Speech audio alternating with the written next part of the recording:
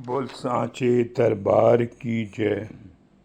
जय जगत जननी माता जी ਤੁਹਾਡੀ सदा ही जय। बोल मेरे दिल वाली सरकार की जय। सिया राम सिया राम। उनकी करुणा का वर्णन क्या करूं, मेरी वाणी में वो दम नहीं है। मेरी वाणी में वो दम नहीं है। जब से मेरे हजूर बाबा जी का सहारा मिला है, फिर कोई गम नहीं है। करता हूँ बाबा जी का वर्णन, डर नहीं है, क्योंकि मेरे बाबा दिलीप सिंह बेदी महाराज जी मेरे साथ हैं। नहीं मांगती हूँ जन्नत की खुशियाँ, वो चरण हजूर आपके चरणों में मेरा समय बीते। जब भी मैं आपका नाम लूँ, दाता आप मुझे अपनी वाणी में विराजमान हो, जिससे संगत जी मैं हजूर को कुछ बातें कर सकूं। कहते हैं कि सारी दुनिया जब सो जाती है दाता, तब मैं तुझे पुकारता हूँ और तुम मेरे पास आकर मेरी वाणी में आ जाता है। संगत जी, एक बहुत सुंदर सी घटना है कि मेरे हजूर बाबा दिलीप सिंह बेदी महाराज जी पाकिस्तान में गुजरावाले शहर में रहते थे। गुजरावाला शहर, मेरे दादा चौधरी दयाराम जी भी वहीं रहते थे और मेरी पत्नी के दादा भागशाह गुड़वाले भी संगत जी गुजरावाले रहते थे। हम लोगों का दोनों का रिश्ता इस गुजरावाले की गलियों में हुआ कि भागशाह गुड़वाले गुड़ का व्यापार करते थे और चौधरी दयाराम दालों का काम करते थे। वहाँ से पुराने रिश्ते हम लोग के जुड़े और वहीं से हमारी शादी हुई। संगत जी गुजरावाले शहर में मेरे हजूर विराजमान हैं। माता लौह कौर जी हैं, माता सुमति जी हैं और जसवंत सिंह बेदी महाराज जी भी हैं। संगत जी महाराज जी सट्टों का व्यापार करते थे। सोना चांदी खरीदना, जब बढ़ जाना बेच देना, अनाज खरीदना, अनाज को बेचना, ये संगत जी हजूर जी कार्य करते थे। हजूर जी कहते थे कि लीलाधारी है, विष्णु के धारी है। कहते थे कि आदमी को अपनी मेहनत से कमाई करनी चाहिए और उसका दर्शन खाना चाहिए, और जो मेहनत का कमा खाएंगे वो हमारे शरीर पे लगेगा, और जो ब्याज का पैसा है या मकान का किराया आ रहा वो हमारी शरीर पे नहीं लगता, बीमारी पे लग जाता। तभी हजूर जी कहते हैं हर सेवक को अपनी सेवा करनी चाहिए, अपनी मेहनत करके दसवन निकालना चाहिए। तभी तो हजूर जी रात को कुली बनकर अपनी गोदी वाली सरकार के लिए मेहनत करके ही कुछ पैसे लाए। जो आप मेहनत करके कमाएंगे उसमें से कुछ दसवन हजूर के आगे रखेंगे तो वो भेंटा स्वीकार होगी। संगत जी मेरे हजूर एक पिंड गांव में, गांव के पास चले गए। रात उनको रुकना पड़ा, अपना व्यापार किया और चले।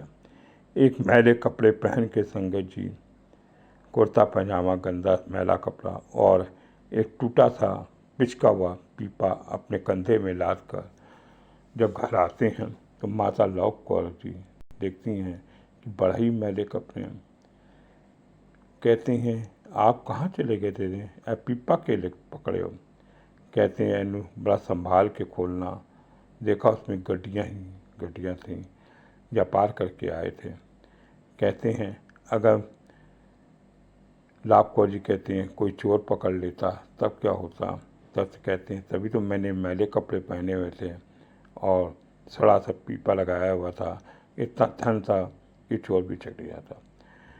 कहते हैं उस ज़माने में संगत जी लोग बहुत ही मेहनत करते थे, वो कपड़ों पर ध्यान नहीं देते थे, खुद मेहनत करते थे व्यापार में, और आगे बच्चों को भी लगाते थे कि बच्चे भी अपने पहने हुए अच्छे कपड़े को भी शाम को संगत जी गंदे हो जाते थे और मेहनत करके कमाते थे। इस तरह से मेरे विष्णु के लाल ने एक लीला करी कि आदमी को मेहनत करके कमाना चाहिए और खाना चाहिए, उसमें दशमन लगती है। संगत जी फैजाबाद में जब रिक्शे वाले को सेवक को कहा कि बेटा स्टेशन से जाया करो और सवारियाँ ठोया करो, कुछ पैसे मिलेंगे। मेरे पास आना है तो कुछ मेहनत करो, ये नहीं है कि मेरे पास आके तुम सत्संग ही सुन लो, मेहनत ही ना करो। मैंने आज संगत जी बहुत से सेवकों को देखा है, निठल्ले लोग जाके कोई काम नहीं होता, गुरुद्वारे में चले जाते हैं और सेवा करते हैं। वो सेवा नहीं लगती संगत जी। गुरुद्वारे में दिन रात सुबह शाम का लंगर खाना वो आपके शरीर में नहीं लगता।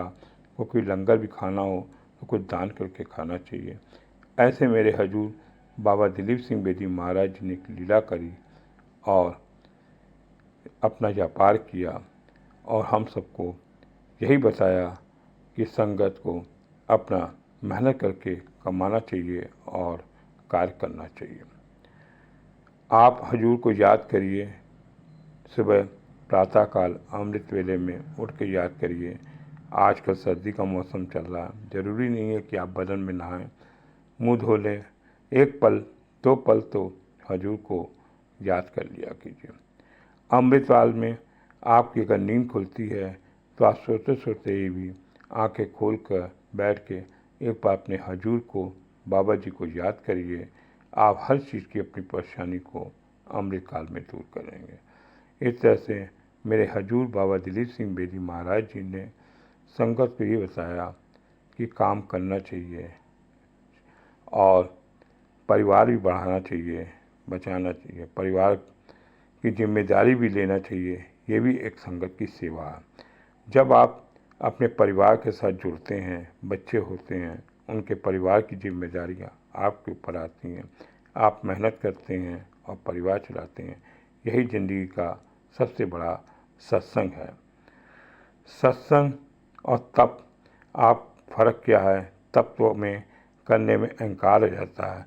आप घंटों बैठ के हवन करते हैं, तप करने का उसका कोई फ़र्क नहीं आता, अहंकार होता है। सत्संग एक पल भी आपने सुन लिया तो आपकी किस्मत बदल जाएगी। तभी तो कहते हैं सत्संग सुनना बहुत ज़रूरी है। वहीं भी हजूर का ये अमृतकाल का वचन जो संगत जी हम लोग को सत्संग मिला है, सुबह दोपहर, सुबह शाम रात का, उसमें भी संगत जी हम कुछ समय बिताएंगे। जब संगतों की साखियाँ सुनेंगे, हजूर की वाणी सुनेंगे और हजूर के संगतों के बताए हुए विचार सुनेंगे तो हमारे विचार बदलेंगे और हमें एक नया जीवन मिलेगा। तभी तो कहते हैं ये बड़े किस्मत वालों को मिला है जो हम लोग को ऑनलाइन सत्संग मिला है। हम अपने हजूर के सत्संग में रहें और हमेशा कुछ पल के लिए हजूर को जरूर याद करें। सत्संग सुनना, सत्संग में बैठना, जाना, ये हमारी सबसे बड़ी प्रसाद है जो हजूर जी हमें देते हैं। बोल सांचे दरबार की जय, जय जगत जननी माता जी तुहाडी सदा ही जय। बोल मेरे दिल वाली सरकार की जय। सिया राम, सिया राम, सिया राम।